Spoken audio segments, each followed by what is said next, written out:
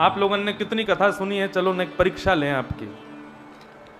गुरुर्न शस्यात्, उस गुरु का परित्याग करो जो भगवत मिलन में बाधा बने, ठाकुर जी को पीछे रखे, स्वयं की पूजा, स्वयं का वंदन, स्वयं की सेवा को आगे रखे, ऐसे गुरु का परित्याग कर देना चाहिए। बताओ श्रीमद् भागवत में कौन से भक्त ने भगवान के लिए अपने गुरु का त्याग किया? नाम बताओ। राजा बलि ने परित्याग किया, किनका? श्री शुक्राचार्य जी का। अब देखो बोलवे को तो फिर बहुत लोग हैं, हाथ ही खड़े कर दे करो, पता चल जाएगी कितने न पतो है।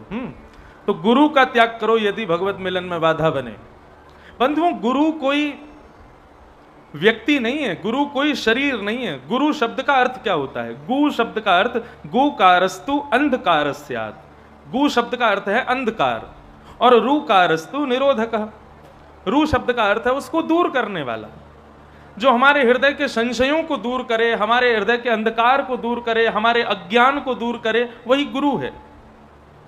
लेकिन लोग आजकल ऐसे हो गए हैं कि गुरु को स्वभाव से गुरु नहीं बनाते, हम लोग प्रभाव से गुरु बनाते हैं। प्रभाव दिखाई दे कि इनका प्रभाव कैसा है, इनके अंदर क्या क्या क्वालिटी है। जब चलते हैं तो कितनी सिक्योरिटी संग में चलती है, कितने गार्ड संग में चलते हैं, कितने लोग इनके पीछे आगे पीछे दौड़ रहे हैं। ऐसे प्रभाव को देख करके हम गुरु बना लेते हैं। प्रभाव से नहीं, स्वभाव से गुरु बनाओ। गुरु में स्वभाव की विशेषता होनी चाहिए। और बंधुओं, केवल गुरु ही नहीं, जीवन में कोई भी संबंध कभी किसी के प्रभाव पर रीच करके मत बनाओ। सदा सामने वाले के स्वभाव से ही उसका आकलन करो, वो कैसा है, उसका स्वभाव मधुर होना चाहिए। गुरु का त्याग किया किसने? राजा बलि ने।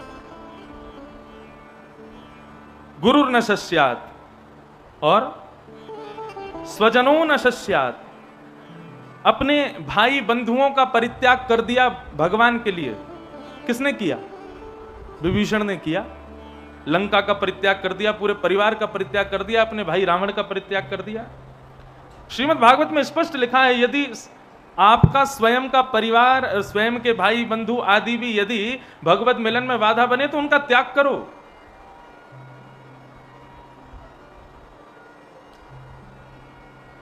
तजिए ताहि कोटि वैरिसम यद्यपि परम स्नेही। जो हरि विमुख करावे वो कोई भी क्यों ना हो, उसका तुरंत त्याग कर देना चाहिए। अब यहां पर एक प्रश्न उठता है, कई माताएं प्रश्न लेके आती हैं, बोले महाराज जी हम तो बहुत भक्ति करते हैं, हमारा पति नहीं करता। कई पति लोग भी आते हैं, बोले हम तो बहुत भजन करते हैं लेकिन पत्नी ऐसी मिल गई है, उसको कोई मतलब नहीं भगवान से। कई बच्चे भी आते हैं, बोले कि हम भजन करते हैं, भगवान का सेवा करते हैं, आपकी तरह ठाकुर जी की सेवा करने का प्रयास करते हैं, घर वाले पीछे पड़े रहते हैं, बोले क्या अभी से तुम भक्ति में लगे हुए और ये सब। ऐसी स्थिति में क्या किया जाए? तो बंधुओं देखो, हम लोग दो स्थिति में जीते हैं, एक तो शारीरिक और एक मानसिक। कई जगह हम लोग संबंध शरीर से तो मानते हैं लेकिन मन से नहीं मानते। लेकिन कई जगह भले ही हमारा उनसे व्यवहारिक संबंध ना बना हो लेकिन मानसिक संबंध होता है। थोड़ा समझिएगा इस बात को। जो भी भगवत मिलन में बाधा बनते हैं, भाई बंधु मित्र गण आदि, माता पिता पति पत्नी जो भी है, अब उसका त्याग तो कर नहीं सकते, तो क्या करें? शरीर से त्याग मत करो, शरीर से संग रहो, संग खाओ, संग में ही सब करो, लेकिन मन से परित्याग कर दो, मन से छोड़ो। जैसे भगवान शिव ने परित्याग किया सती का। सती ने जब परीक्षा ली रघुनाथ जी की, तो शंकर जी ने ऐसा नहीं कि सती को छोड़ दिया। सती जब लौट करके आई तो जो बगल में आसन सती का लगता था, वो सती का आसन सामने लगा दिया शंकर जी ने। क्यों? बोले है तो पत्नी, रहेगी तो साथ में, लेकिन अब मन से स्वीकार्य नहीं है। मन से त्याग करो। स्वजनों न शस्यात्, विभीषण ने त्याग किया अपने परिवार का। और पिता न शस्यात् जननी न शस्यात्, उस पिता का परित्याग करो जो भगवत मिलन में बाधा बने। प्रहलाद जी ने परित्याग किया अपने पिता हिरण्यकश्यप का। और जननी न शस्यात्, उन मां को भी त्यागो जो भगवत मिलन में बाधा बने। वैसे मां कभी बाधा बनेगी नहीं, लेकिन फिर भी भरत जी ने परित्याग किया कैकेयी का। दैवम न तस्यात् न पतिश्च सस्यात्। उन देवता का परित्याग कर दो जो भगवत मिलन में बाधा बने। हम ब्रजवासियों ने त्याग किया देवराज इंद्र का, क्यों? क्योंकि भगवत मिलन में बाधा बन रहा था। और पतिश्च सस्यात्, उस पति का परित्याग करो जो भगवत मिलन में बाधा बने। गोपियों ने परित्याग किया अपने अपने पतियों का ठाकुर जी से मिलने के लिए। सीधी बात यही है कि भगवत मिलन में जो बाधा बने उसको विष के समान मान करके, उसको राक्षस स्वरूप मान करके, देह से भले ही ना छोड़ पाओ लेकिन मन से उसका त्याग कर दो। हमारे सनातन धर्म में देह की उपस्थिति, देह की क्रिया से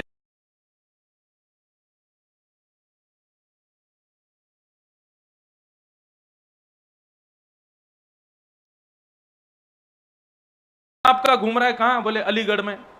मन आपका घूम रहा है रग्गा सेठ हलवाई की चमचम में। मन आपका घूम रहा है इगलास में। मन आपका घूम रहा है दिल्ली के कनॉट प्लेस में। तो शरीर से भले ही आप कथा सुन रहे हो, आपकी अटेंडेंस लगेगी नहीं कथा में। क्यों? क्योंकि मन यहां उपस्थित नहीं है।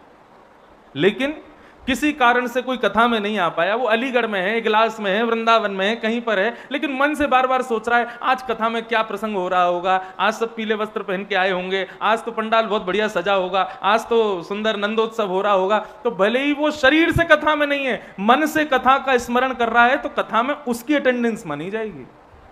हमारे यहां शारीरिक उपस्थिति को विशेषता नहीं देते, हमारे यहां मानसिक उपस्थिति को विशेषता देते हैं। एक प्रसिद्ध कथा है कि दो भाई केदारनाथ जा रहे थे, दो मित्र केदारनाथ जा रहे थे। तो चलते चलते दोनों मित्र निकल पड़े केदारनाथ यात्रा पर। तभी एक वैश्यालय सामने दिखाई दिया। वैश्यालय पर एक सुंदर स्त्री ऊपर खड़ी थी। उस सुंदर वैश्या को देख करके एक मित्र का मन हुआ कि भाई कहाँ केदारनाथ जाएंगे, इतना थक करके पहुंचेंगे, और मैं तो यहीं से प्रणाम करता हूँ केदारनाथ बाबा को, और ये परम सुंदरी कन्या है, इसको रूप को निहारूंगा। उसने कहा कि मेरी तरफ से तुम प्रणाम कर देना, मैं आगे यात्रा पर नहीं जा रहा। बोले तुम कहाँ जाओगे? बोले मैं यहां रहूंगा, इस सुंदरी के पास रहूंगा। दूसरा जो था वो बोला अरे भाई ये तो गलत कर रहे हो तुम। बोले अब चाहे गलती हो चाहे पाप हो जाए, मैं नहीं जा रहा, तुम जाओ। दूसरा मित्र चला गया आगे। अब स्थिति ये हुई कि थोड़ी देर उस सुंदरी का रूप निहारने के बाद जब उसका मन भर गया, मन में विचार करने लगा कहां इसके चक्कर में रुक गया मैं, इससे बढ़िया मैं भी चला गया होता, बढ़िया ठंडी ठंडी हवा चल रही होती, विशाल पहाड़ों के मध्य में केदारनाथ भगवान का अभिषेक करता, मंगल उनको प्रणाम करता, बार बार उनको वंदन करता, ओम नमः शिवाय का जाप करता। बैठा है वैश्या के बगल में लेकिन स्मरण कर रहा है केदारनाथ भगवान का। और जो केदारनाथ गया था वो ठंडी के मारे कुकुड़ रहा था। चारों तरफ से साए साए ठंडी हवा चल रही थी, कंबल में उड़ के मन में विचार कर रहा मैं गलत फंस गया यहाँ आकर के, मेरे से बढ़िया तो वो रहा, बढ़िया सुंदरी के पास में बैठा है, मैं भी उसकी तरह रुक गया होता, वहीं पे आनंद लेते, वहीं पर उसका रूप निहारता, कहाँ यहाँ केदारनाथ आ गया हूँ। और इस प्रकार की अब बैठा है केदारनाथ में, स्मरण कर रहा है किसका? स्थिति ये हुई दोनों की जब मृत्यु हुई तो केदारनाथ में जो बैठा था वो पहुंचा नरक में, और जो वैश्या गमन कर रहा था वो गया सीधा स्वर्ग में। जो नरक गया उसने बोला मैं तो यात्रा पर था, मैं तो तीर्थ यात्रा कर रहा था, फिर मुझे पाप क्यों लगा, मुझे नरक क्यों आना पड़ा। उसने कहा, तो यमदूतों ने कहा कि तुम भले ही शरीर से यात्रा कर रहे थे लेकिन मन से यात्रा थोड़ी हो रही थी, मन से तो तुम्हारे चिंतन में कुछ और चल रहा था। वो भले ही शरीर से कहीं भी था लेकिन मन से उसका चिंतन ठाकुर जी का चल रहा था। श्रीमद् वल्लभाचार्य जी महाराज अपनी पुष्टि की नीति को सिद्ध करते हुए कहते हैं कि ठाकुर जी की सेवा में जरूरी नहीं है कि आप खूब सुंदर श्रृंगार करो, 56 भोग लगाओ, आदि आदि करो, सामर्थ्यवान हो तो करो, यदि सामर्थ्य नहीं है ना तो नेत्र बंद करके ठाकुर जी के सन्मुख भाव रखो बस। अब महाराज जी अभी सेवा की बात कर रहे थे, हमारे लाल जी जहां भी कथा होती है वहां जाते हैं साथ में। अब कई बार हवाई जहाज में जाते हैं और उनका राजभोग का समय कहां से पाएंगे भोजन, कई बार रात्रि में हवाई जहाज होता है तो रात्रि के शयन भोग का समय कहां से पाएंगे बेचारे, कई बार सुबह सुबह हवाई जहाज होता है तो बेचारे सुबह ही मंगला 3 बजे करके भागते हैं साथ में। ऐसी स्थिति में क्या करें?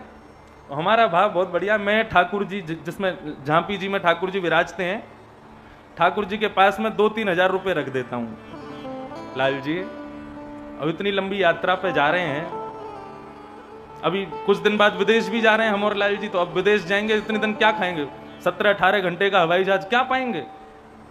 ठाकुर जी के पास खूब सारे पैसे रख देता हूं, अब उनको जरूरत नहीं है, लेकिन एक भाव है। और कहते हैं लाल जी रास्ता में कोई गोपी मिले, कोई ग्वाला मिले, आपकी लीला में कोई पधारे, सुभाष से ने कचुप खरीद के अपनो पेट भर लियो, अब हम तो भोजन सीधो विदेश पहुंच के ही कराएंगे आपको। तो ये भाव है और ठाकुर जी इसको स्वीकार करते हैं। शरीर की उपस्थिति, शरीर का किसी स्थान पर उपस्थित होना उतना आवश्यक है, लेकिन उससे कहीं ज्यादा आवश्यक है आपकी मानसिक उपस्थिति होना, मन से उपस्थित होना। इसलिए सबका त्याग करो यदि भगवत मिलन में बाधा बने तो। कैसे त्याग करो? बोले मन से त्याग करो, क्योंकि शरीर का त्याग नहीं माना जाता। आपने किसी को शरीर से छोड़ दिया लेकिन 24 घंटे चिंतन उसी का चल रहा है, तो वो त्याग थोड़े ही है। त्याग क्या है? बोले सबके बीच में रह करके भी उस वस्तु के प्रति मन ना ललचाना, ये त्याग है। हम रसगुल्ला नहीं खाते, हम गुलाब जामुन नहीं खाते, हम तो जलेबी कचौड़ी नहीं खाते। जलेबी कचौड़ी रसगुल्ला गुलाब जामुन सामने दिख नहीं रहा इसलिए कह रहे हो, लेकिन सामने आते ही मुंह में पानी आ जाए और फिर कहो नहीं नहीं हम तो नहीं खाते, तो वो त्याग श्रेष्ठ नहीं है। एकादशी का व्रत, सोमवार का व्रत, मंगलवार का व्रत रखने वाले जितने भी लोग हैं, यदि वो व्रत करते समय किसी और जिसका व्रत नहीं है उसको खाते हुए देखते हैं और मुंह में पानी आता है, बोले हमारा व्रत कब पूरा हो, हम भी जल्दी से खामें, उनका व्रत उसी समय टूट जाता है। मन से, मनसा वाचा कर्मणा, तीनों रूपों में कर्म भी सार्थक होता है, पुण्य भी सार्थक होता है, पाप भी सार्थक होता है। इसलिए ध्यान रखो इनका। कल आप लोगों ने श्रवण किया होगा, एक राजा हुए उत्तानपाद। उत्तानपाद राजा की 2 पत्नी हुई, सुनीति और सुरुचि, और उनके बड़ी पत्नी के पुत्र हुए ध्रुव, छोटी पत्नी के पुत्र हुए प्रहलाद। मैं पूरा ध्रुव चरित्र नहीं, केवल उसका सार कहूंगा। श्री ध्रुव जी महाराज 5 महीने में भगवान को प्राप्त कर लेते हैं। स्थिति क्या हुई कि जब भगवान प्रकट हुए और ध्रुव जी को दर्शन दिया, तो ध्रुव जी के दर्शन की बात जब पूरे तीनों लोक में फैली कि भाई ध्रुव जी को दर्शन हो गया, तो बड़े बड़े तपस्वी, बड़े बड़े वेदज्ञ, बड़े बड़े यज्ञकर्ता, संत आदि सब अपने यज्ञों को, अपनी तपस्या को, अपने समस्त कार्यों को छोड़ छोड़ के वापस अपने घर को जाने लगे। किसी ने पूछा भैया क्या हो गया? तपस्वी बोले अरे भगवान पक्षपाती हैं, हमको 1-1 हजार साल हो गए तपस्या करते हुए, अभी तक दर्शन नहीं दिया, और वो राजा का बेटा ध्रुव, उसको 5 महीने में दर्शन दे दिया। बड़े बड़े यज्ञ करता बोले हम लोग इतने दिन से यज्ञ कर रहे हैं, नाक में, कान में, आंखों में धुआं घुस गया, अभी तक ठाकुर जी दर्शन नहीं दिए, और वो छोटा सा बालक ध्रुव है ना, उस पर रीछ के 5 महीने में दर्शन दे दिए।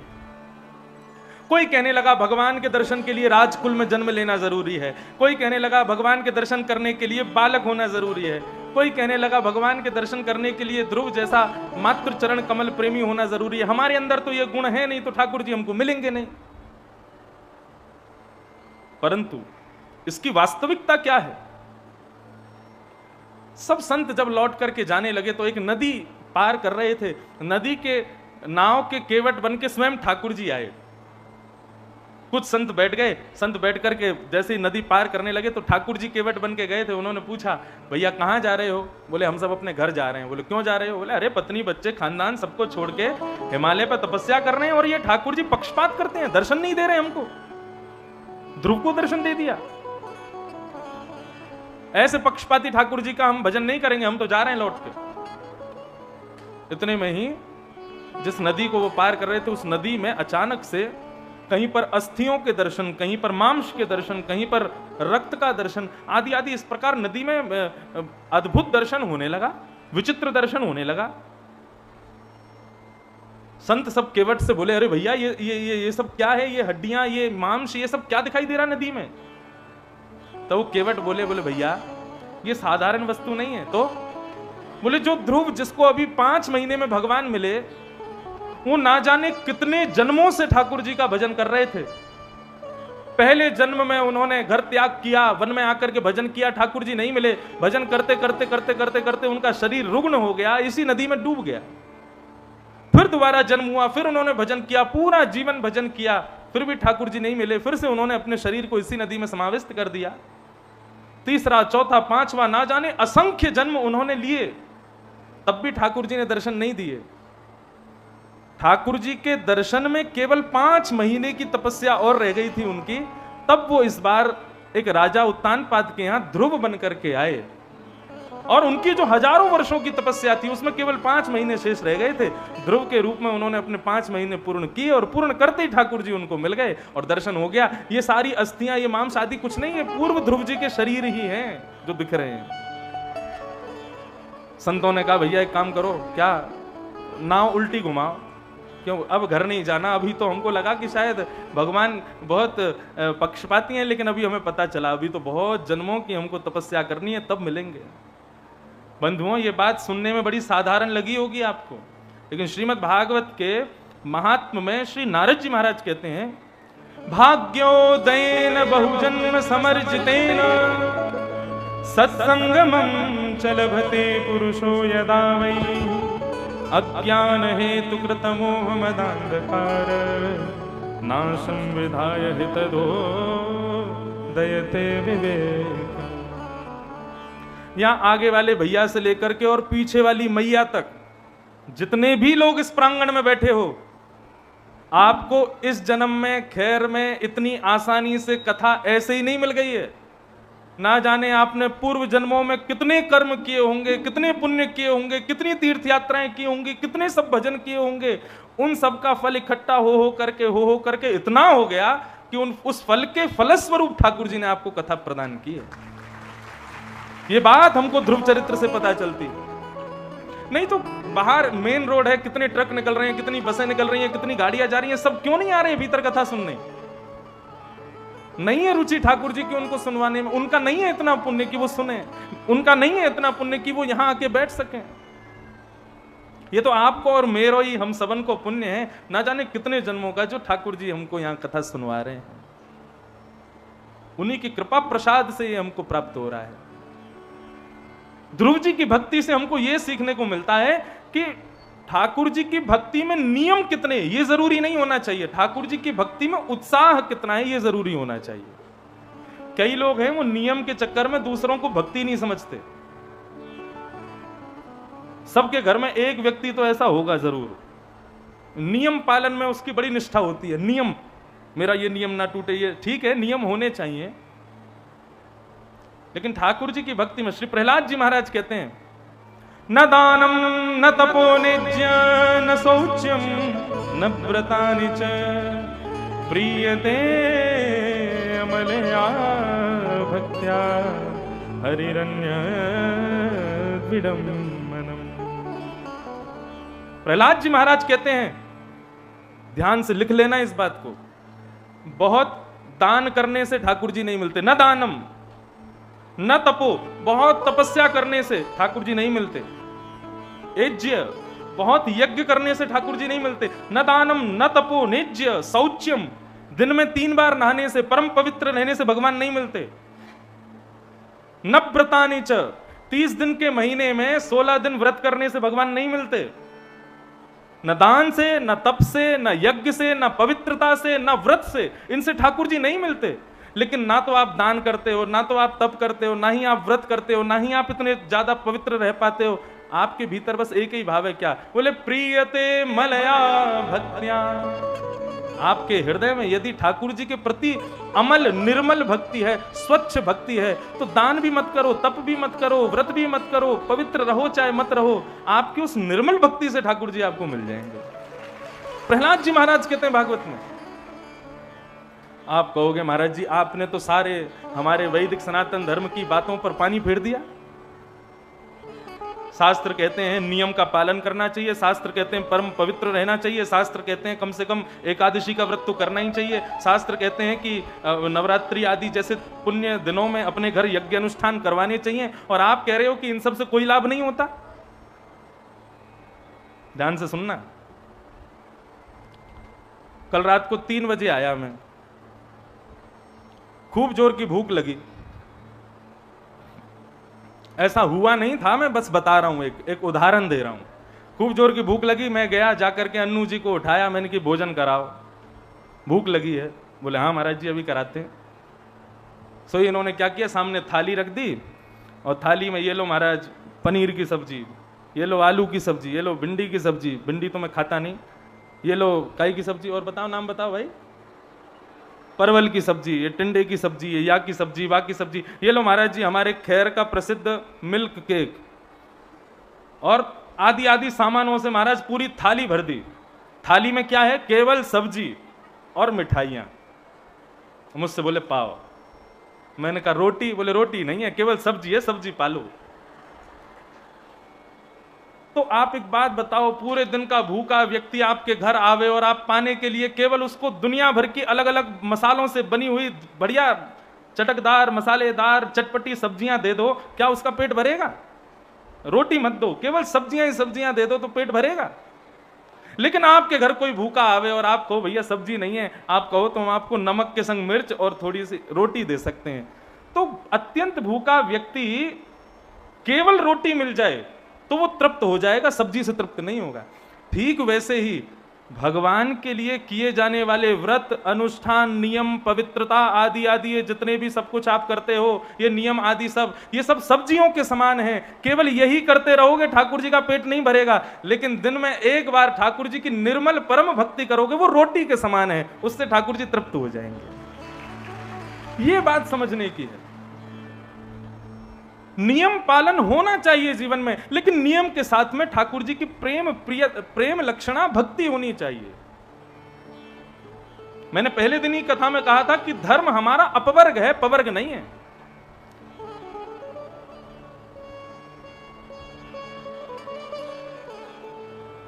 भगवान श्री जगन्नाथ जी के एक परम भक्त हुए श्री माधवदास जी महाराज,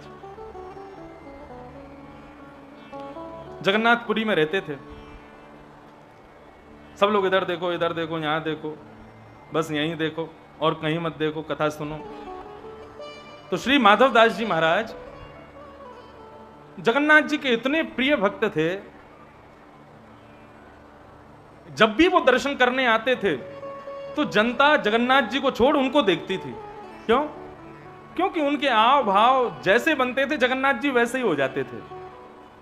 वे आकर के यदि नित्य कीर्तन करने लग जाते, बढ़िया आनंद से नृत्य करने, तो सामने खड़े जगन्नाथ जी की प्रतिमा भी हिलने लगती उनको देख करके। इतने इतने प्रेमी भक्त थे ठाकुर जी के। स्थिति यह हो गई कि माधवदास जी का बहुत प्रचार हो गया जगन्नाथपुरी में। लोग उनका यश गाने लगे, लोग उनकी कीर्ति गाने लगे, जिस गली से निकल जाएं लोग उनको प्रणाम करने लगे। और मैंने पहले ही कहा था कि ठाकुर जी जब अपने भक्त को खुद से दूर करते हैं ना तो उसको बहुत सम्मान दिलवाते हैं, इसलिए सम्मान से बचो। माधवदास जी मन में विचार करने लगे, भाई बहुत सम्मान हो रहा है आजकल जगन्नाथपुरी में, कुछ तो करना पड़ेगा। तो माधवदास जी थोड़ा छुप करके रहने लगे, भिक्षा मांग करके खाते थे। तो उनके बंधे हुए घर थे, उन्हीं घरों से भिक्षा लेते थे। अब जहां जहां वो भिक्षा लेने जाते थे वो लोग महाराज 56 प्रकार के पकवान बनाते थे उनको भिक्षा में देने के लिए। माधवदास जी बोले अब अपना घर बदलने पड़ेंगे, ये सारे घरों से इतनी सामग्री मिलती है, इतना सम्मान मिलता है, हमको बढ़िया नहीं लगता। हमको लगता है जगन्नाथ जी दूर कर रहे हैं, अब गली बदलो, मोहल्ला बदलो, लोग बदलो, कहीं और जाया करेंगे। तो माधवदास जी खोज रहे थे जगन्नाथपुरी में कि किस घर से भिक्षा लेनी है। एक दिन एक गली में घुसे, सब जगह फेल हो गए सारे लोग, अच्छे स्वभाव वाले लोगों के पास वो जाते ही नहीं। बोले ऐसा कोई मिले जिससे ऐसा लगे कि हाँ हमारा अपयश हुआ, इसने हमको थोड़ा खड़ा खोटा सुनाया तो लगेगा हाँ ठाकुर जी की कृपा है। तभी उन्होंने एक गली में देखा कि एक गली में एक मैया अपने पूरे मोहल्ले से लड़ रही थी, अड़ोसी पड़ोसियों को गालियां दे रही थी, उठा उठा करके पत्थर मार रही थी एक दूसरे में। माधवदास जी बोले ये बढ़िया है, कल से भिक्षा इसी के यहां पाएंगे। माधवदास जी सीधे पहुंच गए उसके घर। मैया ने जैसे ही देखा ठाकुर माधवदास जी को तो देख करके प्रसन्न हो गई। वो जानती तो थी है माधवदास जी। अरे अरे अरे बाबा बाबा पधारो पधारो पधारो, आज मेरी कुटिया पे कैसे आना हुआ? माधवदास जी बोले मैया भिक्षा पावे आए हैं। बोले भिक्षा पाने? आप तो उन मोहल्लों में जाते हो भिक्षा लेने के लिए। बोले अब हमने छोड़ दिया, अब हम यहां आएंगे, आप भिक्षा पवाओ। मैया बोली ये अब चलो आए हैं तो मना नहीं करना चाहिए, पवा दो। मैया ने भोजन पानी बनाया, बढ़िया प्रसादी सिद्ध करके और माधवदास जी को भिक्षा पवाई। माधवदास जी तृप्त हो गए। मैया बोली आज आ गए, रोज थोड़ी आएंगे। लेकिन माधवदास जी दूसरे दिन फिर पहुंच गए। मैया बोली बाबा तो रोज कोई आको लग गयो नियम, ये तो रोज आवे को। बाबा आज कैसे आए? बोले भिक्षा पाने आए मैया। मैया का स्वभाव अच्छा था नहीं, उसने सोचा ये बाबा से कैसे पीछा छूटे। आज उन्होंने सब्जी बनाई तो किसी में नमक ज्यादा, किसी में मिर्च ज्यादा, किसी में नींबू ज्यादा, किसी में मसाले ज्यादा। बोले सब बिगाड़ दो, बाबा को मिर्च लगेगी, नमक ज्यादा लगेगा, कल से नहीं आवे को। जैसे ही माधवदास जी के सामने प्रस्तुत किया, माधवदास जी ने पाना शुरू किया तो मिर्च लगी, नमक लगा ज्यादा। माधवदास जी समझ गए, बोले मैया हमसे पीछा छुड़ाना चाहती है, इसलिए सब कर रही है। मैया ने पूछी बाबा रूखो सूखो बनो है, कैसा बनो है? माधवदास जी बोले बहुत बढ़िया, आज तो मैया तुमने कमाल कर दिया, कल से भी बढ़िया बनो है आज तो। मैया बोली कहा करें, हमने तो खूब बिगाड़ने की कोशिश करी, बाबा को अब भी स्वाद आ रहा है। मैया रोज भोजन में कभी दाल में कंकड़ डाल दे, कभी चावलों में कुछ और मिला दे, हर प्रकार से भोजन बिगाड़ने की कोशिश की, लेकिन माधवदास जी माने नहीं, नित्य उसके यहां जाते। एक दिन चिढ़ गई मैया बहुत जोर से, बोले आज आंदे बाबा मैं बताऊंगी, यानी तो फ्री फोकट के हम सेवक बना लिए, रोज आ जाए पावे के काजे। जैसे ही माधवदास जी आए, मैया पोंछा लगा रही थी घर में और बड़ी गुस्सा में चिढ़ करके माधवदास जी ने कही माते भिक्षाम देही। मैया बोली आ जाए रोज रोज उठा के मोह भिक्षाम देही भिक्षाम देही। अरे कोई नियम नहीं, कोई समय नहीं, जब मन चाहे तब आ जाए। पोंछा ही गोल करके और महाराज माधवदास जी पे फेंक के मारो, बोले ले ले भिक्षा, यही की भिक्षा ले आज। माधवदास जी के हाथ में जैसी पोंछा आया तो माधवदास जी तो मुस्कुराने लगे, बोले भिक्षा में भैया जो मिल जाए स्वीकार करना चाहिए। माधवदास जी ने हृदय, अच्छा माधवदास जी का नियम था भिक्षा जो मिलती थी वो तुरंत नेत्रबंद करके समस्त सामग्रियों को जगन्नाथ जी के सन्मुख पहले भाव से पहुंचा देते थे। बोले हे जगन्नाथ प्रभु इसको स्वीकार करो। जब जगन्नाथ जी का भोग लगता था तब स्वयं पाते थे। लेकिन माधवदास जी बोलने लगे, बोले आज तो पोंछा मिला है भिक्षा में, ये जगन्नाथ जी को कैसे दिया जाए। तो भक्त का स्वभाव देखो, इनसे पता चलता है कि भक्त कैसे होते हैं। माधवदास जी गए समुद्र के किनारे, एक शिला देखी, उस पर निचोड़ करके पोंछा सुखा दिया और जैसे ही पोंछा सूख गया उसके रोएं दूर दूर किए। उसके रोएं जब बिल्कुल विदीर्ण हो गया पोंछा, उसके रोयों से बढ़िया दीपक बनाया, उसमें घी डाला और अग्नि प्रज्वलित करके जगन्नाथ भगवान की उसी से आरती कर दी और ठाकुर जी को निवेदित कर दिया। इसको कहते हैं निर्मल भक्ति। यहां पर नियम का विशेष ध्यान नहीं दिया उन्होंने। बंधु ऐसी निर्मल भक्ति हो, फिर उसके बाद में आपके जीवन में भले ही कोई नियम ना हो, भले ही कोई व्रत ना हो, भले ही कोई यज्ञ आदि ना हो, ठाकुर जी रीझ जाएंगे, ठाकुर जी मान जाएंगे, ठाकुर जी प्रसन्न हो जाएंगे। हाँ, इसीलिए भैया क्यों नहीं बुरा मानते, क्योंकि वो हमारे हैं। हरि का भजन करो, हरि है हमारा, हरि का भजन करो, हरि है हमारा, हरि का भजन करो, हरि है हमारा, हरि का भजन करो, हरि है हमारा। ऐसे भजन नहीं होता है। भजन के लिए करताल बजानी पड़ती है, कंठ से उच्च स्वर में गान करना पड़ता है, ऊर्ध्वबाहु होकर के प्रसन्न भाव से पूरे भाव के साथ में गाओ, शर्म मत करो, करताल बजा के गाओ। ओ हरि का भजन करो, हरि है हमारा। आगे आ जाओ, थोड़े थोड़े किसको आगे की तरफ।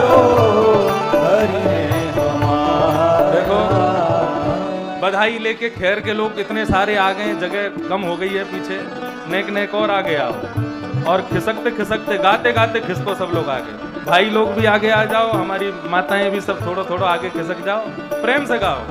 हरि नाम लेने वाला, हरि नाम लेने वाला, हरि नाम गाने वाला, हरि नाम गाने वाला, हरि का है प्यारा, हरि का भजन करो, हरि है हमारा,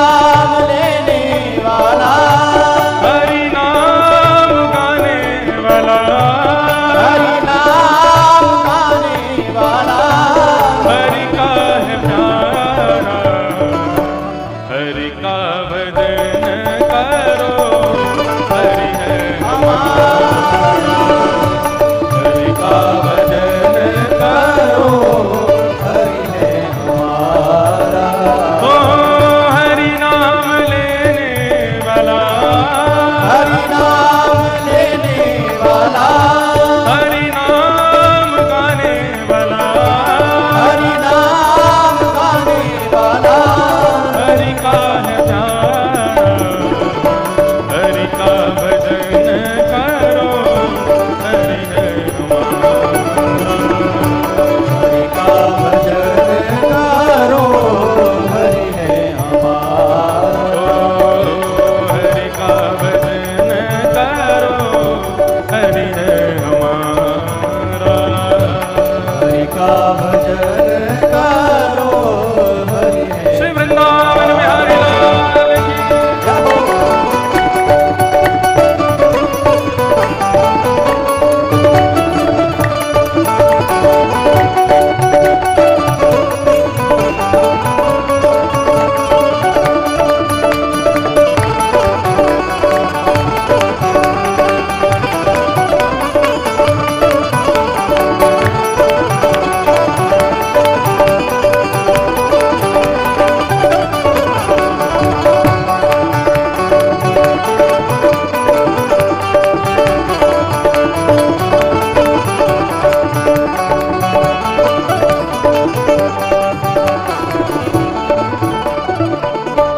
कोई कहे राधे श्याम, कोई कहे सीताराम, कोई कहे राधे श्याम, कोई कहे सीताराम, कोई कहे राधे श्याम, कोई कहे सीताराम, कोई कहे राधे श्याम, कोई कहे सीताराम, कोई गिरधर गोपाल, कोई राधा माधव लाल, कोई गिरधर गोपाल, कोई राधा माधव लाल। यही हरि दीन बंधु, यही हरि दीन बंधु, यही हरि करुणा सिंधु, यही हरि करुणा सिंधु। नमो बारंबार हरि का भजन करो, हरि है हमारा। हरि का भजन करो, आप से गाओ, जय हो। हे हरि नाम लेने वाला, हरि नाम गाने वाला, हरि नाम लेने वाला, हरि नाम लेने वाला, हरि का है प्यारा, हरि का भजन करो, हरि है हमारा। हरि का भजन करो, हरि है हमारा। हे हरे कृष्ण कृष्ण कृष्ण हरे हरे, हरे कृष्ण कृष्ण कृष्ण हरे हरे, हे हरे राम राम राम हरे हरे, हरे राम राम राम हरे हरे, ओ हरे कृष्ण कृष्ण कृष्ण हरे हरे, हरे कृष्ण कृष्ण कृष्ण हरे हरे, हे हरे राम राम राम हरे हरे, हरे राम राम हरे हरे, ओ हरे कृष्ण कृष्ण कृष्ण हरे ओ हरे, हरे कृष्ण कृष्ण हरे हरे, आ हरे राम राम राम हरे हरे, हरे राम राम हरे हरे, ओ हरे कृष्ण कृष्ण कृष्ण हरे हरे, हरे कृष्ण कृष्ण कृष्ण हरे हरे, हरे राम राम राम हरे हरे, हरे राम राम हरे हरे, ओ हरे कृष्ण कृष्ण कृष्ण हरे हरे, हरे कृष्ण कृष्ण हरे हरे, ओ हरे राम राम हरे हरे, हरे राम राम हरे ओ हरे, हरे कृष्ण कृष्ण कृष्ण हरे हरे, हरे कृष्ण कृष्ण कृष्ण हरे आ हरे, हरे राम हरे हरे राम जय जय श्री राधे।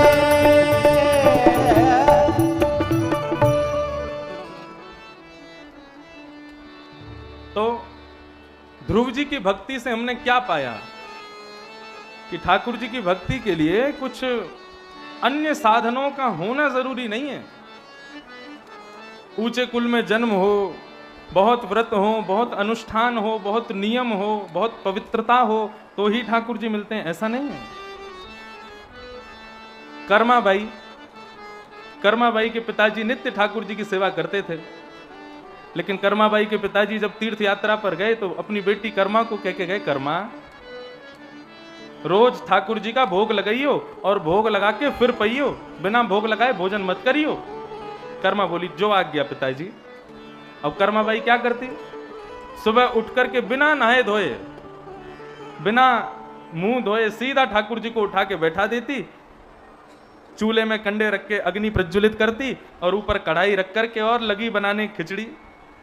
अभी नहाई नहीं है, ठाकुर जी का भोग बना रही है और इतने में ही सोचती अब खिचड़ी बहुत देर में बनेगी, अपने सारे नित्य कर्म कर लूं, तो दांतुन तोड़ के ले आती, दांतुन करने लग जाती, वो खिचड़ी बना रही है ठाकुर जी की। बीच बीच में कभी देखने को होती है, बोले कहीं जल तो नहीं गई है, तो दांतुन लंबी उसके पिछले भाग से कभी कभी खिचड़ी चला भी देती, बोले कहीं नीचे लग ना जावे। और जब ठाकुर जी के सन्मुख पधराती, पात्र में रख देती, लाल जी को बोलती, लाला पिताजी आज्ञा करके गए, पहले भोग लगाना फिर पाना, और चलो भोग लगा लो, पाओ। खड़ी हो गई ठाकुर जी के सामने, पाओ।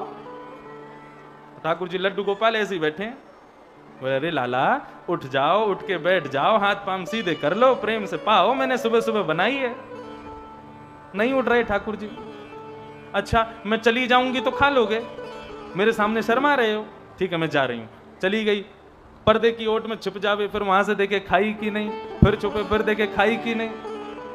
लाला का भयो, अच्छा तो नमक अच्छो ना है, स्वाद अच्छो ना है, हमारे ना खा रहे, तो ठाकुर जी के सामने भोग में से चाट भी लेती, ये तो बढ़िया बनी है, यहाँ में नमक भी बढ़िया है, नींबू भी बढ़िया है, सब मसाले बढ़िया, फिर काय को नहीं पा रहे हो। अंत में जब ठाकुर जी ने नहीं पाया तो कर्माबाई बोली, बोले ठीक है मत खाओ, मेरो कहा जाएगा, खाओगे पियोगे नहीं तो ये तुम्हारे दो गोल गोल से जो गालें पिचक जाएंगे, पतरे रह जाओगे, और जब पतरे रह जाओगे तो मुंह को अच्छे नहीं लगोगे, और जब मुंह को अच्छे नहीं लगोगे तो मैं पिताजी से कह दूंगी अब गोपाल जी बदल लाओ, दूसरे ले आओ, ये पतरे रह गए। इतने भाव से ठाकुर जी को पुकारती है कि बिना नहाए धोए, बिना अपरस का ध्यान रखे, बिना किसी भाव का ध्यान रखे झूठा कूटा सब कर रही है, लेकिन उसके भाव पर रीच करके जगन्नाथ जी दौड़ करके आए कर्माबाई की खिचड़ी खाने। क्यों? ना शुद्धता है, ना पवित्रता है, ना आचार विचार है, ना आचरण का कोई ध्यान है, झूठा कूटा कर रही है, लेकिन उसका भाव प्रबल है। बस इसी बात को गांठ बांध लो बंधुओं। लोग बहुत गलत समझते। कल भी मैं जहां गया था वहां के लोग सब कह रहे थे, बोले भक्ति करने का समय तो 50 के बाद होता है। मैंने कहा अच्छा जी, मैंने कहा 50 में भक्ति करोगे तो फिर मरगटा में ही भगवान मिलेंगे, बचपन से भक्ति करोगे तो 50 तक भगवान मिल जरूर जाएंगे।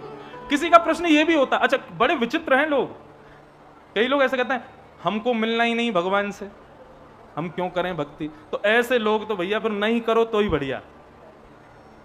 कई लोग ये भी पूछते हैं मिलना जरूरी क्यों है, ठाकुर जी से क्यों मिलना चाहते हैं। भैया देखो इस जन्म में आप बड़े सुखी हो इसलिए कह रहे हो, लेकिन पुनरपि जननम पुनरपि मरणम पुनरपि जननी जठरे शयनम, बार बार जन्म लेना, बार बार मर जाना। कभी किसी के घर में जन्म हो रहा है, और ये तो मानवों की बात है, कभी कुकर सूकरों के गर्भ में भी हमको जाना पड़ता है। ये जन्म मरण के चक्कर से यदि बचना है तो ठाकुर जी से मिलना पड़ेगा, और उनसे मिलने के लिए भक्ति करनी पड़ेगी। हम क्यों इतनी कथाएं कर रहे हैं, क्यों गला फाड़ फाड़ के कथा सुना रहे हैं। यहां पूरी 19 को करेंगे, 20 से फिर टूंडला में शुरू कर देंगे, टूंडला में 26 को पूरी करेंगे, लेके अपने ठाकुर जी को विदेश भागेंगे, 1 महीना वहां कथा करेंगे, वहां से आते फिर कहीं जाएं। क्यों इतना सब कुछ कर रहे हैं? केवल इसी बात के लिए कि इस जन्म में ठाकुर जी ने हमको मानव बनाया। ठाकुर जी की सबसे बड़ी कृपा हमारे ऊपर कि हमको मानव बनाया। ठाकुर जी चाहते तो कुकर सूकर बना देते, लेकिन मानव बनाया। और मानवों में भी आंख ठीक ठाक दी, कान ठीक ठाक दिए, जीभ ठीक ठाक दे दी, मतलब सुनना, देखना, सूंघना, बोलना, चलना फिरना सब ठीक ठाक कर दिया ठाकुर जी। दूसरी कृपा। तीसरी कृपा हम पे, आप पे और दुनिया वालों से ज्यादा है, क्या कि हमको ब्रज में जन्म दिया, वृंदावन में। रोज सुबह उठ के अपनी पीठ थपथपाया करो कि आप दिल्ली, बंबई, चेन्नई आदि जैसे शहरों में नहीं हो, ब्रज में हुए हो। इस ब्रज में जन्म हुआ है। चौथी कृपा वृंदावन के इतने पास हुआ। और 5वीं कृपा इतने सब कुछ कृपा के बाद भी ठाकुर जी को लगा इस पर कृपा कम रह गई, तो अपनी कथा दे दी सुनने को, अपनी सेवा दे दी करने को, और क्या चाहिए हमको। इतनी सब व्यवस्थाएं मिलने के बाद भी यदि हमने ठाकुर जी का दर्शन नहीं किया, हमने अपना जीवन व्यर्थ कर दिया। लोग कहते हैं आत्महत्या किसे कहते हैं? आत्मा की तो कभी हत्या होती नहीं। गीता में भगवान कहते हैं उसको कोई जला नहीं सकता, उसको कोई मार नहीं सकता, उसको कोई भिगो नहीं सकता। तो फिर आत्महत्या शब्द कहां से आया? आत्मा की हत्या तो होती नहीं है, होती आत्महत्या। किसकी होती आत्महत्या? भगवान कहते हैं श्रीमद् भागवत के 11 स्कंद में उद्धव से कहते हुए भगवान स्वयं बताते हैं कि आत्महत्या मानव की कब होती है। नृदेह माध्यम सुलभम सुदुलभम प्लवम सुकल्पम गुरुकर्णधारम मयानुकूलेन नवस्वतेर्तम पुमान् भवाब्धिं न तरेत् स आत्मः। भगवान कहते हैं आत्महत्या किसकी होती है? बोले सबसे पहली बात जिसको मनुष्य शरीर मिला हो। दूसरी बात मनुष्य शरीर के बाद भी उसको ये सब व्यवस्थाएं मिली हो कि ब्रज में जन्म हो गया, सुंदर भागवत आदि ग्रंथों का सानिध्य मिल गया, सुंदर गुरुजनों के प्रवचन सहज में ही सुनने को मिल जाते हैं, ये सब व्यवस्थाएं मिल गई, गुरुकर्ण धारम। और तीसरी व्यवस्था भगवान कहते हैं मयानुकूलेन नभस्यते ऋतम्। उसकी इच्छा नहीं होती फिर भी मैं ऐसी व्यवस्था कर देता हूं कि मेरा दर्शन मिल जाए, मेरी कथा मिल जाए, मेरे संत जन आगे से कभी निकल जाएं। इतनी सब व्यवस्थाएं मिलने के बाद भी यदि मानव ने अपने जीवन में जीते हुए मेरा दर्शन नहीं किया, तो ऐसे व्यक्ति ने अपनी आत्मा की अपने शरीर में घोट करके उसकी हत्या कर दी है। यही आत्महत्या है। इसलिए बंधुओं, क्यों सुन रहे हैं कथा, क्यों कर रहे हैं ये सब कुछ? हमें आत्महत्या नहीं करनी है, हमें ठाकुर जी का दर्शन करना है। और हम तो ब्रजवासी कहते हैं मुक्ति कहे गोपालते मेरी मुक्ति बताओ। बोले ब्रज रज उड़ मस्तक पड़े मुक्ति मुक्त है जाए। हम ब्रजवासी तो कहते हैं मुक्ति नौन सी खारी लागे। लाला हमको मुक्ति भी नौन जैसी, नमक जैसी खारी खारी लगे। मुक्ति और भक्ति दोनों में अंतर क्या है? मुक्ति मतलब मृत्यु के बाद भगवत दर्शन, और भक्ति का मतलब मृत्यु से पहले भगवत दर्शन। भागवत मुक्ति प्रदान तो करती है लेकिन पहले भक्ति देती है। ध्रुव जी की भक्ति से हमने सीखा कि भक्ति में उत्साह होना चाहिए। जितना उत्साह ज्यादा होगा उतनी जल्दी ठाकुर जी दर्शन देंगे। ऐसे ध्रुव जी महाराज को हम प्रणाम करते हैं। आगे भागवत में अन्य अन्य भक्तों की कथा बताई। फिर कथा एक दिव्य भक्त की आती है जिनका नाम है वृत्रासुर। पिताजी ने कल इनकी कथा भी सूक्ष्म कही थी। वृत्रासुर अपनी स्तुति में क्या कहते हैं? बंधुओं, ये असुर थे और असुर होते हुए भी इन्होंने भगवान की परम दिव्य भक्ति की। मुझे बड़े प्रिय हैं वृत्रासुर। वृत्रासुर की भक्ति में विशेषता क्या है?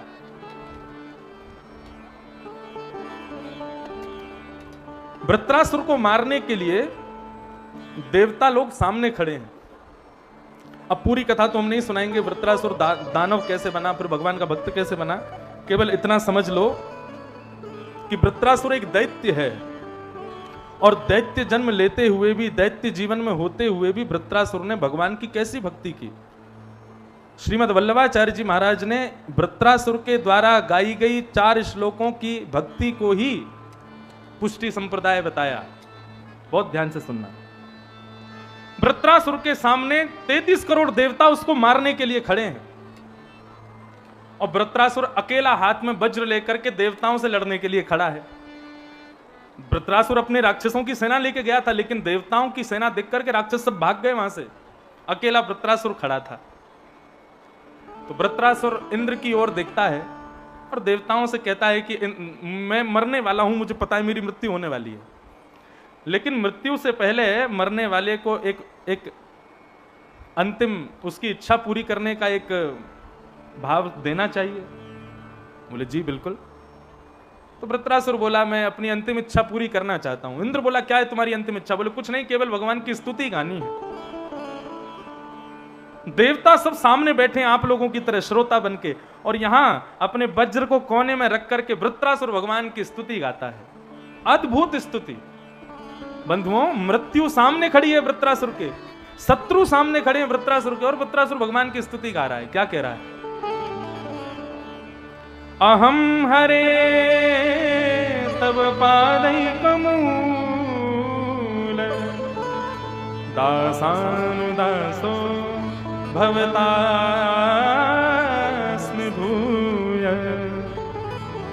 मनस्मरेता सुपतेर्गुणांस्ते गृणीतवा कर्म करो तु काया। वृत्रासुर कहता है, हे नाथ, मुझे आपके चरणारविंद नहीं चाहिए। भगवान प्रकट हो गए, बोले वाह, भक्त तो बहुत देखे भैया, तेरे जैसो नहीं देखो। सब कहते हैं आपके चरण मिल जाएं, आपके दर्शन मिल जाएं, आपका सानिध्य मिल जाए, और तू कह रहा है मुझे आप नहीं चाहिए, मेरे चरणारविंद नहीं चाहिए। बोले ना, तो क्या चाहिए? बोले जो मांगूंगा सो दोगे? भगवान बोले बिल्कुल देंगे। बोले दासानुदासो भवतास्मि भूय। हाँ, ऐसी भक्ति यदि मानव के भीतर आ जाए तो ठाकुर जी भी रीझ जाएं। वृत्रासुर कह रहा है आपके चरण नहीं चाहिए भगवान, मैं उस योग्य नहीं कि आपके चरण पकड़ूं। भगवान बोले तो फिर क्या चाहिए? बोले आपके चरणों में जो आपके दास बैठे हैं, उन दासों के चरणों में जो उनके दास बैठे हैं, उनके चरणों में जो उनके दास बैठे हैं, उनका मुझे दास बना दो। दासानुदासो भवतास्मि भूय। दासों के दासों का दास मुझको बना दो, ऐसी कृपा मुझ पर कर दो, आप मत मिलो मुझे। भगवान बोले तूने कौन से लॉजिक से मेरी ये स्तुति गाई है? दासानुदासो भवतास्मि भूयः, ये तुम किस भाव से कह रहे हो? वृत्रासुर बोला मेरा भाव ऐसा है कि जब किसी व्यक्ति का पुत्र जन्म लेता है, अपने पुत्र से बहुत प्यार करता है, उसको लेके घूमेगा, उसके साथ सोएगा, उसके साथ खेलेगा, उसके संग खूब आनंद करता है पिता, पहली बार जब पुत्र जन्म लेता है। लेकिन भगवान जब बड़ा वो पुत्र हो जाता है, पुत्र का ब्याह हो जाता है, और जब पुत्र का पुत्र जन्म लेता है, यानी कि जब नाती जन्म लेता है, तो पिता का प्रेम जितना पुत्र से था उससे कई गुना ज्यादा अपने नाती से होता है। और सुनो, यदि उस पिता का सौभाग्य है कि वो लंबी आयु जी ले और उसके नाती भी बड़ा हो जाए और नाती का ब्याह हो जाए और उसका परपौत्र जन्म ले ले, तो महाराज वो पिता सोने की सिद्धि चढ़ता है खुशी के कारण।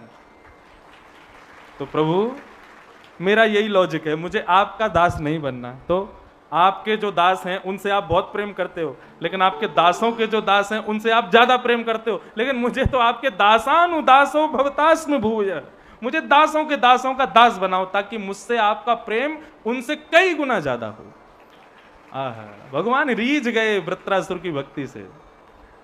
देवता सामने खड़े हैं, अपने अस्त्र शस्त्रों को गाल से लगा करके बैठे हैं और बोले ये असुर है भैया, टेस्ट करवा लो इसका, ये असुर ही है ना।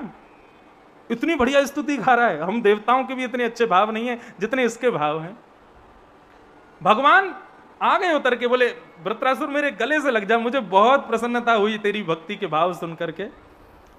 भगवान वृत्रासुर बोला ये नहीं चाहिए मुझे। तो क्या चाहिए?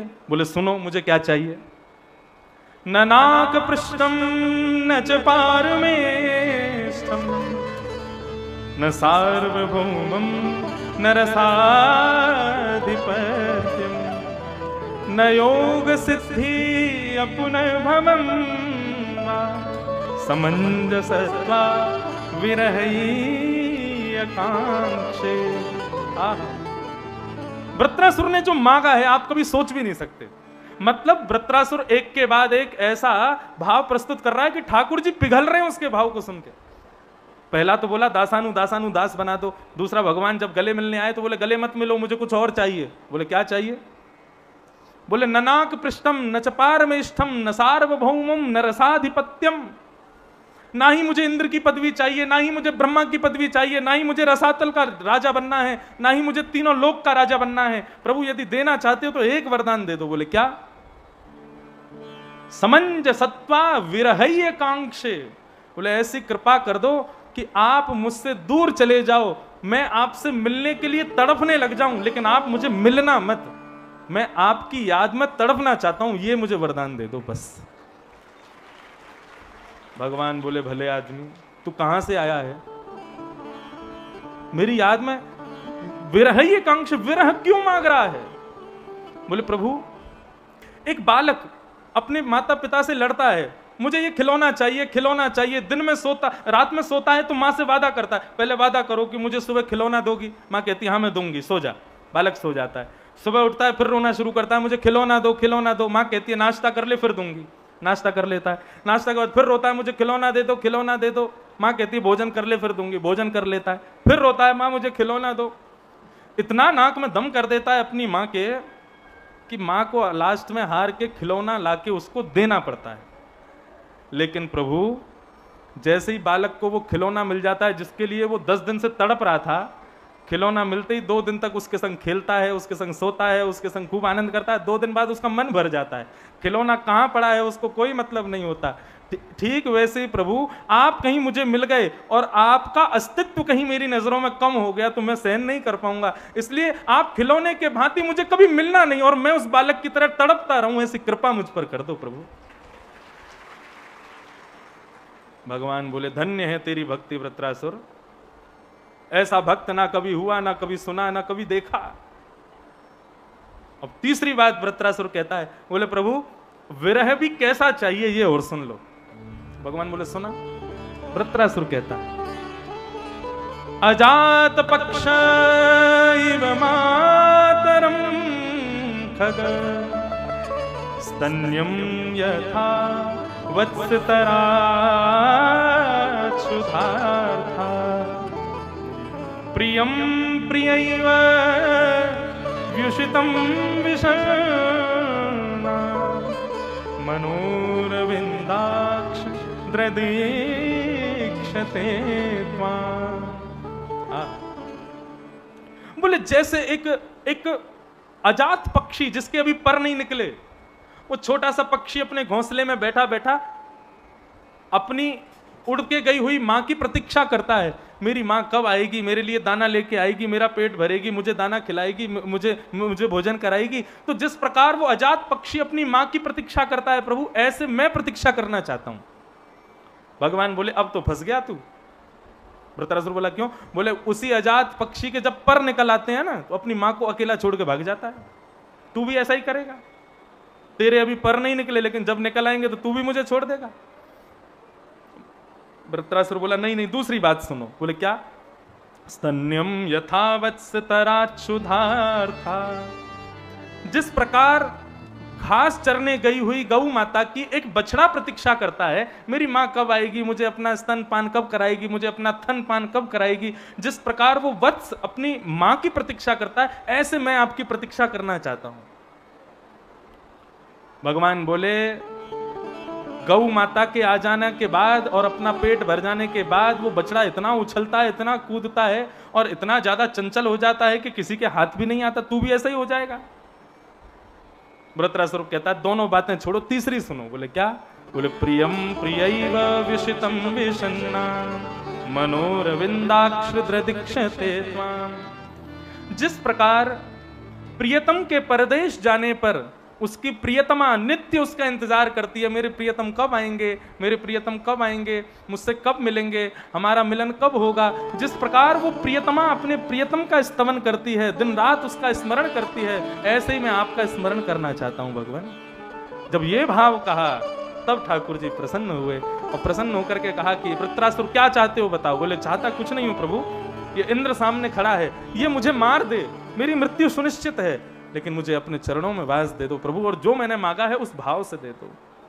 इंद्र के साथ वृत्रासुर का युद्ध हुआ और इंद्र ने वृत्रासुर का सर धड़ से अलग किया, उसके अंदर से दिव्य ज्योति प्रकट हुई और उस दिव्य ज्योति को ठाकुर जी ने अपने हृदय में समाविष्ट कर लिया। बोलो भक्त वत्सल भगवान की। ये हुए भक्त वृत्रासुर। आपने सब भक्तों की कथा सुनी, लेकिन ये असुर रूपी भक्त था ठाकुर जी का। पिताजी की आज्ञा थी कि भैया ये कथा हमने बहुत सूक्ष्म कही है, इसलिए वृत्रासुर सुना देना। आगे श्रीमद् भागवत में प्रहलाद चरित्र आया। प्रहलाद चरित्र आप सब लोगों ने श्रवण किया ही कि भगवान प्रहलाद जी की भक्ति भाव से प्रसन्न होकर के खंभ से नृसिंह बन करके प्रकट हो गए।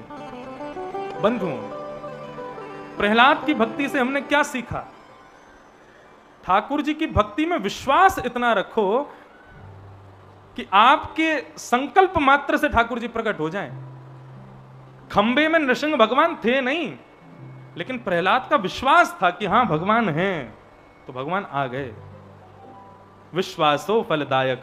श्री सूरदास जी महाराज कहते हैं, भरोसो दृढ़ इन चरणन केरो, भरोसो दृढ़ इन चरणन केरो, भरोसो दृढ़ इन चरणन केरो, भरोसो दृढ़ इन चरणन केरो।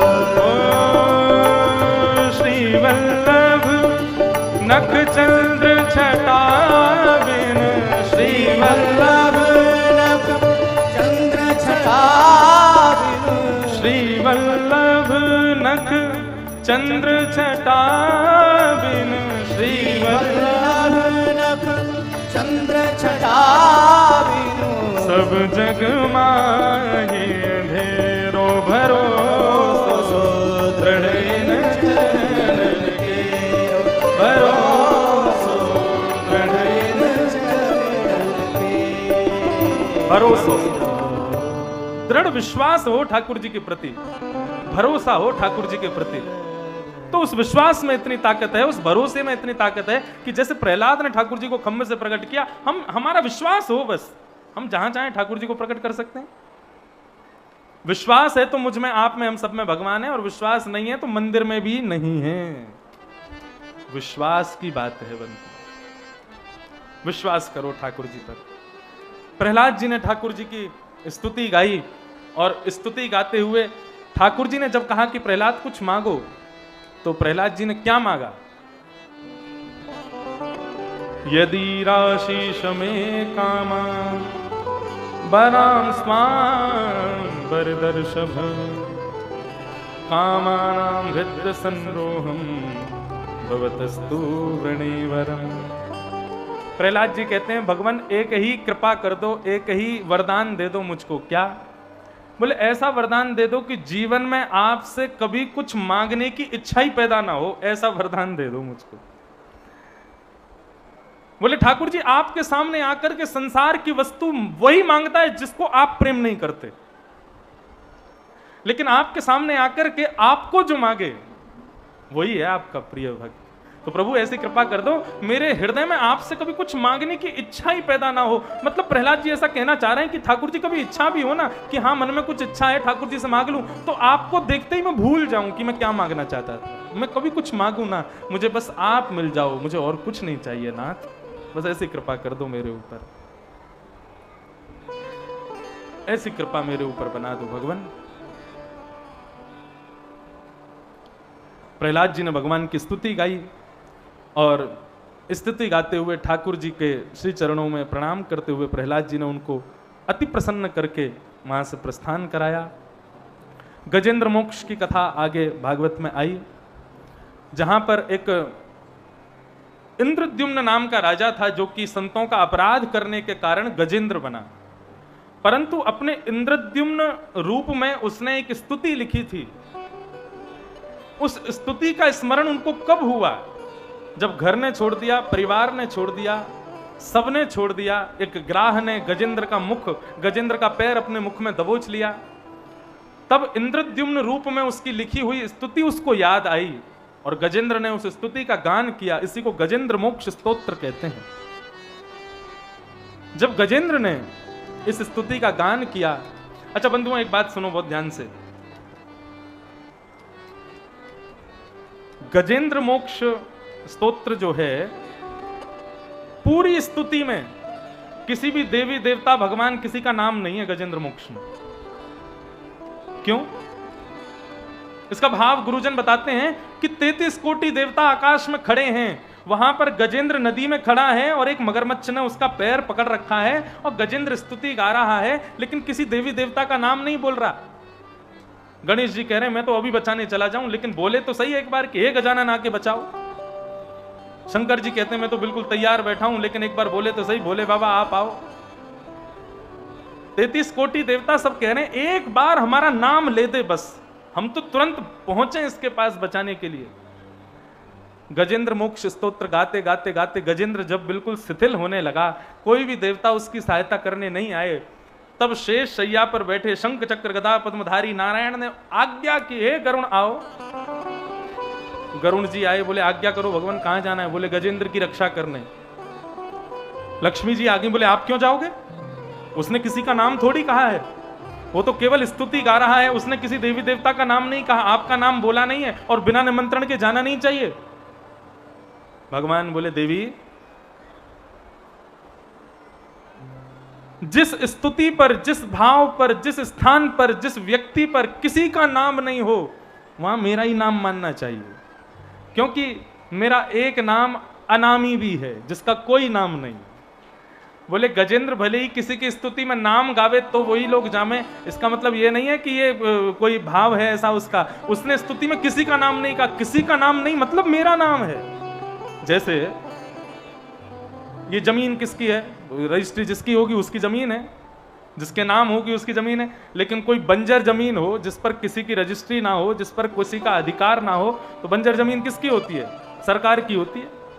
जिस पर किसी का अधिकार नहीं, जिस पर किसी का कोई नाम नहीं, वो सरकार की अपने आप हो जाती है। ठीक वैसे ठाकुर जी बोले जिस स्तुति पर किसी का नाम नहीं वो हमारी ही समझो। और महाराज गरुड़ पर बैठ करके जैसे ही गजेंद्र की रक्षा करने जाने लगे, देवी देवता सब देखने लगे, अरे देखो नारायण जा रहे हैं। बोले नाम तो बोला नहीं, फिर क्यों जा रहे हैं? बोले पता नहीं क्यों जा रहे हैं। जैसे ही आकाश मार्ग से गरुड़ जी को आते हुए देखा और गरुड़ जी के ऊपर शंख चक्र गदा पद्मधारी चतुर्भुज रूप नारायण को आते देखा, पूरी स्तुति में नाम नहीं बोला, लेकिन जैसे ही ठाकुर जी को आते देखा, उस नदी में से एक कमल के पुष्प को तोड़ करके गजेंद्र ने देते हुए कहा, नारायण खिल गुरु भगवन नमस्ते। स्तुति के अंत में कह रहे हैं नारायण खिल गुरु भगवन नमस्ते। ठाकुर जी तुरंत आए और आकर के गजेंद्र की सूंड पकड़ करके बाहर निकाला और अपने सुदर्शन चक्र से पहले ग्राह का वध किया और फिर गजेंद्र को उबारा। कितने कृपालु! गजेंद्र को उबारा कि ग्राह को उबारा? देखो ये भी ठाकुर जी की भक्त वत्सलता। अपने भक्त का कल्याण बाद में किया, लेकिन भक्त के चरणों को अपने मुख में लेकर के बैठे हुए उस ग्राह का कल्याण पहले किया ठाकुर जी ने। आकर के गजेंद्र की रक्षा की। जिन लोगों को रात में बुरे सपने आते हैं, दुस्वप्न आते हैं, अशुद्ध स्वप्न आते हैं, भूत प्रेत आदि दिखाई देते हैं, ऐसे लोग रात्रि में गजेंद्र मोक्ष का पाठ करके यदि सोते हैं तो उनको दुस्वप्न नहीं आता। और दूसरी बात, गजेंद्र मोक्ष का पाठ करके सोने से, गजेंद्र मोक्ष का पाठ करके अपने दिन की शुरुआत करने से भगवान कहते हैं ददामि विमलाम मतिम। जो कोई भी गजेंद्र मोक्ष का पाठ करता है उसको पॉजिटिव बुद्धि प्रदान करता हूं। विमल मति मतलब, अब लोग क्या होते हैं, अपशकुन ज्यादा देखते हैं। किसी काम से जा रहे होंगे, छींक आ जाएगी तो बैठ जाएंगे, हम नहीं जा रहे, क्यों, छींक आ गई। किसी काम से जा रहे होंगे, घड़ी देखेंगे, अरे अभी तो फोन हो रहा है, अभी नहीं जाएंगे, कहीं बिगड़ ना जाए। ये सब अपशकुन आदि ये सब जो होते हैं, इन सब की विचारधाराएं रखने वाले लोग जो होते हैं, नकारात्मक बुद्धि वाले, ऐसे लोगों को गजेंद्र मोक्ष का पाठ करना चाहिए। गजेंद्र मोक्ष का पाठ करने से यदि कुछ अनहित भी होगा तो उसमें भी आपको हित का दर्शन होगा कि इसमें अच्छा क्या हुआ, सुंदर मति प्राप्त होती है। ऐसे गजेंद्र मोक्ष का भाव बताया गया। गजेंद्र मोक्ष की कथा बताई गई। देवासुर संग्राम हुआ, देवता और दैत्यों में युद्ध हुआ। युद्ध में देवताओं ने दैत्यों को मार दिया, परंतु शुक्राचार्य जी ने संजीवनी विद्या से समस्त दैत्यों को पुनर्जीवित कर दिया। पुनर्जीवित होकर के आज बलि और समस्त दैत्य शुक्राचार्य जी के सन्मुख बैठे थे। चरणों में प्रणाम करते हुए कहा कि हे गुरुवर, कुछ आज्ञा करो। शुक्राचार्य जी ने कहा कि भैया, स्वर्ग जीतने की भी सामर्थ्य मिल जाती है उस व्यक्ति को जिस पर ब्राह्मणों की कृपा होती है। ब्राह्मण को 3 समय में प्रणाम करने से ब्राह्मण का वरदान मिलता है, ब्राह्मण का आशीर्वाद मिलता है। कब कब? संध्यांते शिव पूजान्ते भोजनान्ते तथैव च त्रिभिर्पक्षे त्रिभिर्मासे त्रिभिर्वर्षेण सिद्ध्यति। ब्राह्मणों को 3 बार प्रणाम करो। कब कब? सबसे पहला जब सुबह स्नान ध्यान करके और ब्राह्मण संध्या करके जैसे ही उठे तुरंत उसको प्रणाम करो। दूसरा, जब घर में शिव जी की पूजा कराओ, पूजा संपन्न होने के बाद ब्राह्मण को प्रणाम करो।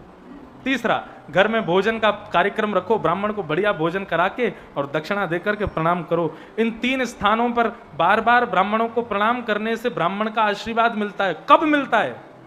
बोले त्रिवीर पक्षे, बहुत श्रद्धा से प्रणाम किया होगा तो 3 पक्ष के अंदर अंदर उसका प्रणाम फलीभूत होगा। अश्रद्धा से किया तो त्रिभिर माह से 3 महीने में उसका प्रणाम फलीभूत होगा, और बिल्कुल ही अश्रद्धा से किया तो त्रिभिर वर्षेण सिद्ध्यति, 3 वर्ष में सिद्ध होगा, लेकिन होगा जरूर। ये बात कौन कह रहे हैं? शुक्राचार्य जी सुना रहे थे दैत्यों को। दैत्यराज बलि ने विचार किया, बोले ब्राह्मणों को प्रणाम करने से इतना बल मिलता है। दैत्यराज बलि ने तो खूब सारे ब्राह्मण बुलाए, शंकर जी का खूब अभिषेक करवाया, सबको दक्षिणा दी, सबको भोजन पवाया, और सबसे जैसे ही प्रणाम किया ब्राह्मणों ने आशीर्वाद दिया, बोले विजयी भव। बलि बोला मुझे साधारण विजय नहीं चाहिए, स्वर्ग को जीतना है मुझे। ब्राह्मण बोले जीत जाओगे। ब्रह्म वाक्यम जनार्दनम, ब्राह्मण की वाणी जनार्दन भगवान की वाणी है, उसको कोई नहीं काट सकता, तुम जाओ। बलि ने ब्राह्मणों का आशीर्वाद प्राप्त किया, अपनी सेना लेकर के जैसे ही स्वर्ग पर चढ़ाई करी तो स्वर्ग के सारे दैत्यों को, सारे देवताओं को हरा करके दैत्यों ने अपना आधिपत्य जमा लिया। दैत्य सारे दौड़े दौड़े अपनी मां अदिति के पास गए। अदिति जी ने अपने पति कश्यप से प्रार्थना की कि हमारे सब देवताओं को पुनः स्वर्ग दिलवाओ। तब उन्होंने कहा कि भैया देवताओं को यदि स्वर्ग चाहिए तो इनको भी ब्राह्मणों का आशीर्वाद लेना पड़ेगा, और यदि इनको ब्राह्मणों का आशीर्वाद चाहिए तो ब्राह्मण जैसा बालक आपको जन्म देना पड़ेगा। ऐसा तेजस्वी बालक आपको आपके गर्भ से जब जन्म लेगा उसके आशीर्वाद से ही ये लोग जीत पाएंगे। अदिति ने कहा आप आज्ञा करो। तब पयोव्रत बताया। पयोव्रत का पालन करके अदिति के गर्भ से भगवान वामन का प्रादुर्भाव हुआ। भगवान वामन की कथा, प्रादुर्भाव की कल आप लोगों ने सुनी, अब आगे की हम सुनाते हैं। वामन भगवान का अवतार हुआ। अवतार लेते ही वामन भगवान का जनेऊ संस्कार हुआ। यज्ञोपवीत बंधुओं, द्विजों को अधिकार है यज्ञोपवीत धारण करने का, ब्राह्मणों को, वैश्यों को और क्षत्रियों को अधिकार है यज्ञोपवीत धारण करने का। क्या मतलब क्या होता है यज्ञोपवीत का? 3 धागे होते हैं, देवऋण, पितृऋण और ऋषि ऋण। ये 3 लोन चढ़े हुए हैं हमारे ऊपर। पहला लोन किसका है? देवताओं का, दूसरा है ऋषियों का, और तीसरा है हमारे पितरों का। हम जो कोई भी सत्कार्य करते हैं, जो कोई भी धर्म के कार्य करते हैं, जहां कहीं भी पूजा पाठ करते हैं, यदि हमारे पास यज्ञोपवीत है, ये 3 धागे हमारे कंधे पर लगे हुए हैं, तो हमारे द्वारा किए गए पूजा पाठ, अनुष्ठान आदि व्रत नियम, उसमें से हमारे देव ऋण, ऋषि ऋण, पितृ ऋण कम होते रहते हैं, घटते रहते हैं। तीनों अपना भाग उसमें से ले जाते हैं। लेकिन व्यक्ति जब यज्ञोपवीत धारण नहीं करता, और उसमें भी विशेष रूप से ब्राह्मण यदि धारण नहीं करता, तो ना तो वो देव ऋण से उऋण हो पाता। ऋण का मतलब लोन, और जब लोन नहीं चुकाओगे तो क्या होगा? कितना भी कुछ कर लेना, फिर पृथ्वी पर दोबारा आना पड़ेगा। इसलिए हमारे शास्त्रों ने आज्ञा की कि द्विजों को यज्ञोपवीत धारण करना चाहिए। वो जहां कहीं भी व्रत अनुष्ठान यज्ञ आदि करेंगे, उसमें से देवता, ऋषि और पितृ तीनों मुक्त होते रहेंगे उससे। लेकिन आजकल बड़ी विडंबना है। ये कोई बंधुओं जातिवाद थोड़ी है ये सब बातें कहना। हम लोगों ने उसको दूषित कर दिया है। वास्तव में ये हमारा श्रृंगार है, ये हम सब लोगों का सौभाग्य है कि ठाकुर जी ने ये सब नियम बनाए हैं, लेकिन लोग उसको स्वीकार नहीं करना चाहते। करना चाहिए। ब्राह्मण बालकों को यदि चोटी रख दो तो इतनी शर्म आती है उनको। हम औरों की क्या कहें, हमारे घर के ब्राह्मण बालक भी चोटी नहीं रखते, अपने आप कटवाए आते हैं जाके। और किसी से पूछो, बोले ब्राह्मण बालक वहाँ चोटी नहीं है, बोले कि गए थे बाल कटवाने तो हमारे जो बाल काटने वाले भैया थे उन्होंने काट दी। सारे ब्राह्मणों के पास देने के लिए यही उलाहना है। और एक भी बाल काटने वाले भैया से पूछो, वो बेचारे इतना ध्यान रखते हैं किसी की चोटी नहीं कट जाए, और सबसे कटती है। सब बोलते हैं उन्होंने काट दिया, ऐसा नहीं। ब्राह्मणों के मस्तिष्क में एक छोटा सा छिद्र यहां होता है, जहां से सदा सर्वदा ठाकुर जी की एक प्रेरणा का स्रोत उसके मस्तिष्क में आता रहता है। उस स्रोत को सदा जीवित रखने के लिए मानव ब्राह्मण शिखा रखता है। अब शिखा ही काट दोगे तो वो स्रोत दिखेगा ही नहीं, मिलेगा कहां से ठाकुर जी को, कुछ प्राप्त नहीं होगा, ब्राह्मणत्व नष्ट हो जाता है ब्राह्मण का। ब्राह्मण का ब्राह्मणत्व का मतलब यह नहीं होता कि वो ऊंची पदवी आदि, नहीं। ब्राह्मण का ब्राह्मणत्व मतलब ब्राह्मण जो बोल दे वो होगा। क्यों? क्योंकि उसकी वाणी में ठाकुर जी बैठे हैं। लेकिन वो अपने ब्राह्मणत्व से ही पदभ्रष्ट हो जाएगा तो ठाकुर जी भी क्यों आएंगे उसके पास? ये ब्राह्मणत्व का स्वीकार करना चाहिए। प्रत्येक ब्राह्मण बालक को चोटी तो रखनी चाहिए, शिखा रखे, तिलक लगावे, ये हमारा श्रृंगार है। कल मैं गया था पुणे, तो वहां एक बालक मुझसे बोला, महाराज जी आपको कंफर्टेबल होता है क्या धोती पहनना, बगलबंदी पहनना, चोटी रखना, तिलक लगाना? मैंने कहा भाई इससे ज्यादा कंफर्टेबल क्या होगा? जीन्स पैंट पहनने वाले को कभी भी बेचारे को कितनी गर्मी लगती होगी। मैंने कहा हमारा तो एयर कंडीशन 24 घंटा ऑन रहता है। मैंने कहा तुम एयरपोर्ट पे चले जाओ, जीन्स पैंट पहनने वाले को लोग नहीं देखेंगे, धोती पहन के जैसे ही तुम एयरपोर्ट में घुसे सबकी नजर तुम पे ही रहती है। ये कौन घूम रहा है? हाँ, मैं जब एयरपोर्ट जाता हूं, एयरपोर्ट जाऊं, रेलवे स्टेशन जाऊं, फ्लाइट में जाऊं, ट्रेन में जाऊं, सबकी नजर रहती है ये कौन आया।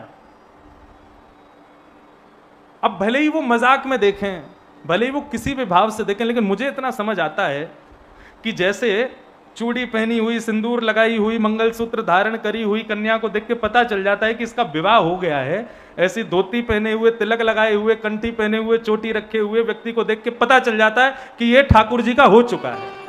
ये उसकी पहचान है, उसके सौभाग्य का दर्शन है। सिंदूर मांग में हो कन्या के तो पहले पता ये रिजर्व्ड है, ये किसी की हो गई है। ऐसे ही तिलक दिखे ना किसी के माथे पे, समझ जाना ये रिजर्व्ड है, ठाकुर जी का हो चुका है। और बिना तिलक, बिना चोटी, बिना धोती के जितने घूम रहे सब कुआरे हैं, बुढ़े हो गए लेकिन अब वो कुआरे बैठे हैं। यहां देखो बाल विवाह करके बैठे हैं, अभी से ठाकुर जी का तिलक। ये श्रृंगार है हमारा, इसमें संकोच क्यों होना? आनंद आता है। आप लाखों रुपए के कपड़े पहन के, लाखों रुपए के चप्पल जूते पहन करके चले जाना, भरी सभा में आपको कोई नहीं देखेगा। हम धोती बगलबंदी पहन के जाएंगे, सबके बीच में हमको ही देखेंगे लोग। और यही तो चाहिए आदमी को, सब हमको देखें। अब चाहे किसी भी भाव से देखें, देख तो रहे हैं। लेकिन वास्तविकता यह है, हमारा बाहरी आवरण भी पहचान कराता है। मेरी एक बार कहीं कथा हो रही थी तो पुलिस फोर्स लगी थी भीड़ संभालने में, तो एक उसके जो मुख्य अधिकारी थी, एक दिन वो अपनी ड्रेस नहीं पहन के आए, और कथा में जैसी आए तो भीड़ में ऐसा धक्का लगा, महाराज सिर के बल गिरे। दूसरे दिन पट्टी बांध करके जब ड्रेस पहन के आए अपनी, सबने उनको रास्ता दिया, सबने उनका सम्मान किया। ड्रेस का बहुत बड़ा महत्व होता है। दूसरा भाव ये सब वस्त्र धारण करने का, तिलक लगाने का क्या है? मृत्यु कभी भी आ सकती है। कभी कभी वो नगर पालिका वाले घूमते हैं आवारा कुत्तों को पकड़ने के लिए, लेकिन यदि गली मोहल्ले में कोई कुत्ता मिल जाए, उसके गले में फंदा पड़ा हो, तो नगर पालिका वाले छूते नहीं है उसको। क्यों? बोले ये किसी के घर का है। ऐसे ही यमराज की नगर पालिका के सारे दूत घूमते हैं मानवों को पकड़ने के लिए, लेकिन जब वो देख लेते हैं कि गले में कंठी है, सिर पे तिलक लगा हुआ है, तो यमराज के नगर पालिका वाले छूते नहीं है इनको।